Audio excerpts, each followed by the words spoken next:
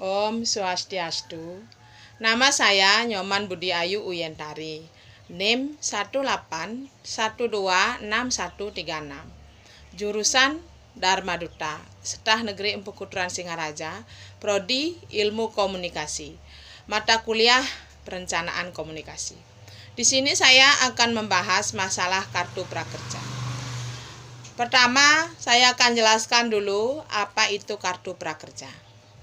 Kartu prakerja adalah bantuan biaya pelatihan bagi masyarakat Indonesia yang ingin memiliki atau meningkatkan keterampilannya.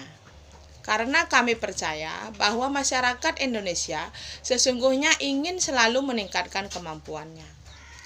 Didesain sebagai sebuah produk, program ini dikemas sedemikian rupa agar memberikan nilai bagi pengguna sekaligus memberikan nilai bagi sektor swasta.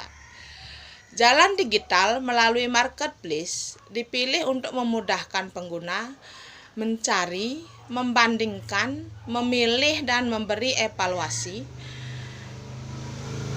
Karena hanya dengan cara ini, produk bisa terus diperbaiki, tumbuh, dan relevan. Karena hanya dengan pelaku usaha swasta, program ini adalah wujud kerjasama pemerintah dan swasta dalam melayani masyarakat. Gotong royong demi SDM unggul Indonesia maju. Kartu prakerja ini untuk siapa? Peruntukan kartu prakerja tidak hanya untuk mereka yang sedang mencari pekerjaan, namun juga buruh, karyawan, dan pegawai. Pendeknya, semua warga bangsa yang berusia 18 tahun ke atas dan tidak sedang sekolah atau kuliah boleh mendaftar. Karena kami percaya belajar dan berlatih semestinya tak mengenal usia. Lifelong learning. Namun prioritas diberikan kepada pencari kerja usia muda karena langkah pertama di dunia kerja akan membawa pada langkah-langkah selanjutnya yang lebih gemilang di masa depan. Merespon dampak COVID-19, untuk sementara waktu, kartu prakerja akan diprioritaskan bagi pekerja maupun pelaku usaha mikro kecil yang terdampak kehidupannya. Solusi kartu prakerja. Solusi bagi kartu prakerja ini yaitu membantu meringankan biaya pelatihan yang ditanggung pekerja dan perusahaan. Nomor 2, mengurangi biaya untuk memberikan informasi mengenai pelatihan. Yang ketiga, mendorong kebekerjaan seseorang lewat pengurangan mismatch. Yang keempat, menjadi komplement dari pendidikan formal. Yang kelima, membantu daya beli masyarakat yang terdampak penghidupannya akibat COVID-19. Tentang Komite Cipta Kerja.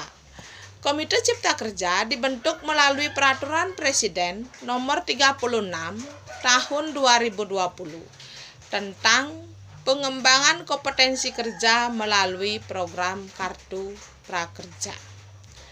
Komite bertugas merumuskan kebijakan dan mengendalikan program Kartu Prakerja.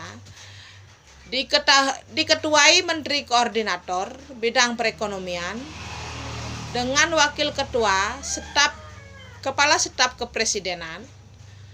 Komite beranggotakan 6 menteri, yaitu Menteri Keuangan, Menteri Perencanaan Pembangunan Nasional atau Kepala Bappenas, Menteri Ketenagakerjaan, Menteri Perindustrian, Menteri Pendidikan dan Kebudayaan, dan Menteri Dalam Negeri. Bertindak sebagai Sekretaris Komite, Sekretaris Menteri, Koordinator Bidang Perekonomian. Program ini adalah hasil kolaborasi antara pemerintah dengan sektor swasta. Pada tahap awal pengembangan program Kartu Prakerja, banyak dibantu oleh antara lain Tokopedia,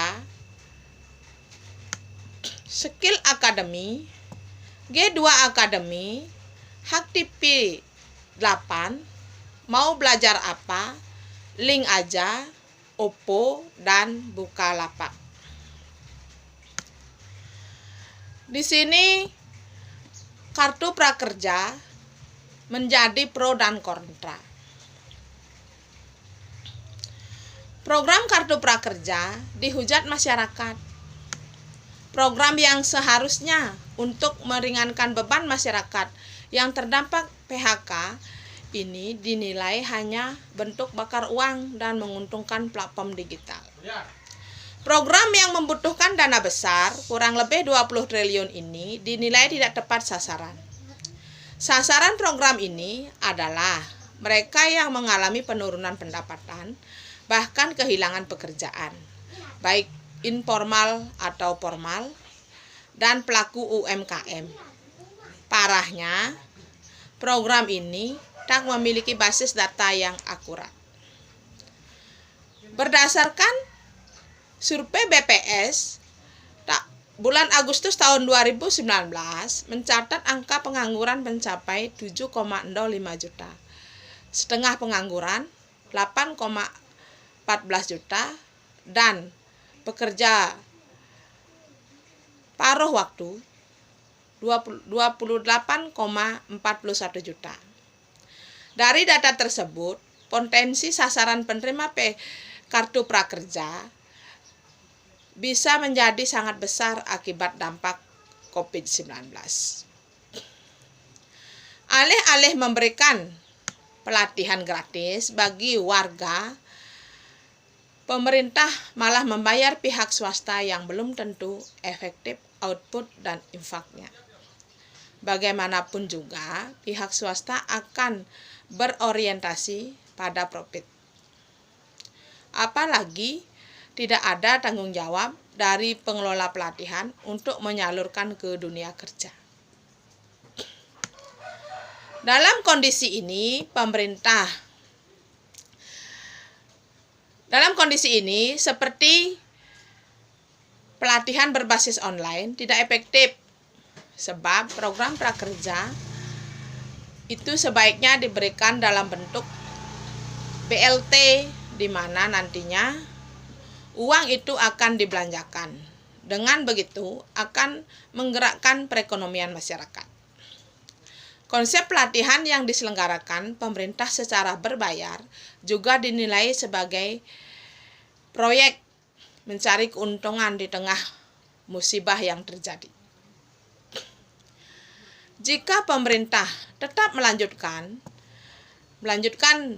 proyek tersebut, maka saya berharap pemerintah tetap melakukan berbagai verifikasi agar program tersebut bisa tepat sasaran bagi yang membutuhkan. Misalnya, para penerima program Keluarga Harapan atau PKH dan bantuan langsung tunai BLT tidak bisa ikut dalam program Kartu Prakerja. Ini karena mereka sudah menerima bantuan sosial. Tetapi dari keluarga itu, anaknya bisa ikut pelatihan. Dalam hal ini, kebijakan penanganan COVID-19 saat ini, pemerintah harus fokus pada upaya-upaya optimal untuk memutus penyebaran COVID-19. Di samping itu juga, penting memberikan bantuan dan perlindungan bagi mereka yang terdampak secara sosial dan ekonomi akibat COVID-19. Selain memberikan perhatian kepada orang miskin dan rentan miskin, pemerintah juga perlu menaruh perhatian pada mereka yang masuk golongan tidak miskin dan tidak rentan miskin. Golongan ini adalah mereka yang sebelumnya punya penghasilan, punya pekerjaan, namun pendapatannya berkurang atau bahkan kehilangan pekerjaan karena kebijakan social distancing. Pemerintah perlu memastikan bahwa kedua golongan yang telah disebutkan tersebut mendapatkan perlindungan sosial dan ekonomi.